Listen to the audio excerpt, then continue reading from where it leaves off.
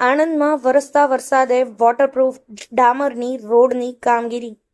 સરકારી વિભાગના અધિકારીઓ અને ઇજનેરો કુંભકર્ણ નિંદ્રામાં પોઢી રહ્યા હોય તેવા દ્રશ્ય સર્જાયા.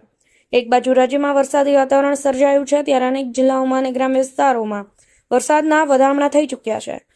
ક્યાંક ઓછો વરસાદ વરસી રહ્યો છે, તો ક્યાંક ધોધમાર વરસાદ વરસી રહ્યો હોય ત્યારે રોડ રસ્તા તૂટી ગયા છે. તો ક્યાંક કેટલાક કોઝવે પુલ તૂટ્યા અને કેટલાક ઓવરબ્રિજમાં તૂટ્યા છે. તો કેટલાક ઓવરબ્રિજમાં ગાબડા પડવાના બનાવો બન્યા હોવાના વાવડ મળી રહ્યા છે. હાલમાં અનેક જગ્યાએ વરસાદ વરસી રહ્યો હોય ત્યારે જે સ્થળે ડામર રોડની કામગીરી ચાલતી હોય તો જવાબદાર તંત્રના અધિકારીઓ અને ઇજનેરો ડામર રોડની કામગીરી બંધ રખાવતા હોય છે. પરંતુ 3 દિવસ પહેલા નસવાડી તાલુકાના પોચબા ગામથી વાડિયા ગામ જવાનો રસ્તો ₹1 કરોડ 80 લાખના ખર્ચે બની રહ્યો છે. ત્યારે વરસાદી માહોલ હોવાથી ડામરની કામગીરી પૂરઝડપે કરાઈ રહી હતી. વરસતા વરસાદમાં થતી ડામરની કામગીરીથી આશ્ચર્ય સર્જાયું. ત્યારે આજે આણંદમાં વરસતા વરસાદમાં ડામર રોડ બનાવવામાં આવી રહ્યો હોય તેવા દ્રશ્યો સામે આવ્યા છે. આણંદમાં વિદ્યા ડેરીથી ડિસ્ટ્રિક્ટ કોર્ટના માર્ગ પર ડામર રોડની કામગીરી પૂરજોશમાં હાથ ધરવામાં આવી હતી. તે દ્રશ્ય જાગૃત નાગરિકોમાં આશ્ચર્ય સર્જાયું છે.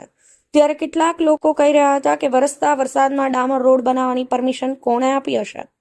વધુમાં વરસતા વરસાદમાં ડામર રોડની કામગીરી કરવી કેટલી યોગ્ય કહેવાય.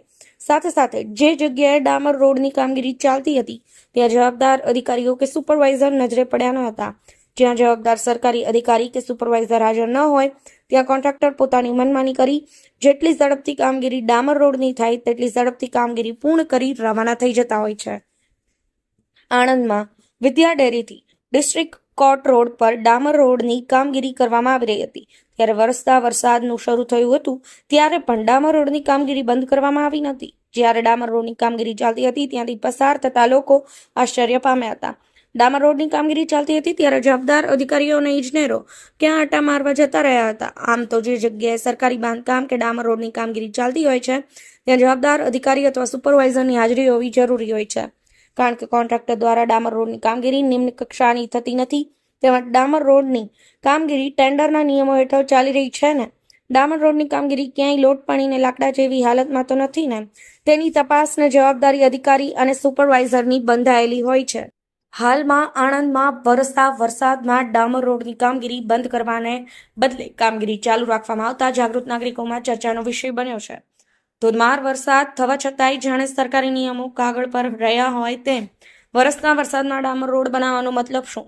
વર્ષો પછી સરકારે નવા રોડ મંજૂર કર્યા છતાં જાણે કોઈને કંઈ પડી ન હોય તેમ ટકાવારી લેવાની લાલચમાં આ કામગીરી કરવામાં આવતી હોય તેમ લાગી રહ્યું છે. પાણી અને ડામરને વેર હોવાની વાત જગજાહેર છે, તેમ છતાં ડામરની કામગીરી પૂરજોશમાં ચાલી રહી હતી. બ્યુરો રિપોર્ટ, સમય 24 ન્યૂઝ, આણંદ.